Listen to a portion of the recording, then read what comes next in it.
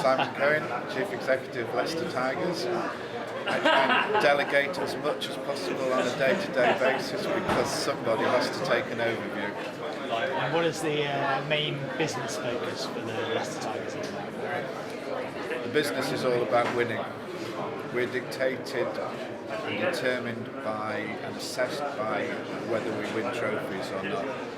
So there's a lot that goes into that. You have to spend quite a lot of money to do that. We don't have an owner, so you have to generate a lot of revenue. You have to be profitable to do that. But at the end of the day, it's all about winning. And off the field, do you have targets in all of those areas that you have to change on a year-to-year? Yeah, everybody has targets. I always think it's difficult to achieve accountability without having targets. You can't determine whether somebody's doing a good job or a bad job. You can't assess them simply on the basis of outcomes, because if they don't achieve the outcomes, you have to work out what factors are in play. It might not be simply down to them, but I think you have to have targets to achieve. Yeah. What are the measurables that you use on a regular basis that you look at, whether it be attendance figures or other revenue areas, so you can measure success?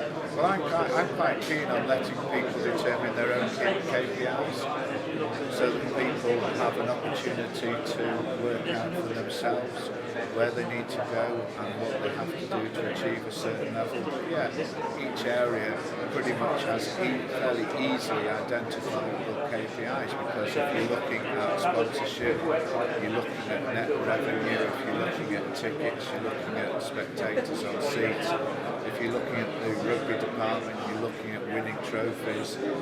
The KPIs are pretty easy to work out. And Leicester is famous for its academy of bringing players through, and that clearly is profitable for a club as well, to bring people through youth ranks, perhaps to win, and that brings revenue in. How has that moved on over the years, and how has it changed in the recent past? I think the thing that's changed in terms of the academy is probably the nature of players coming through it. I don't think we're quite on a football model, but we're not far behind it. One of the difficulties of the 2011 World Cup was that the nature of players had changed, and we as an industry and we as a club have to recognise that. Players recognise that their careers are more short-term, so they want to achieve their goals more quickly. It is a job for them, it's not just a vocation or a hobby, so the money is important. And we have to recognise all those variables, and that's the major change over the last few years. You mentioned football. What do you think rugby can learn from football, and what do you think it can do to exploit the opportunities that are on the horizon and move forwards from a business perspective? I think what we can learn is all about the benefits of a global presence in terms of revenue drivers, TV, sponsorship. A global presence helps them immensely.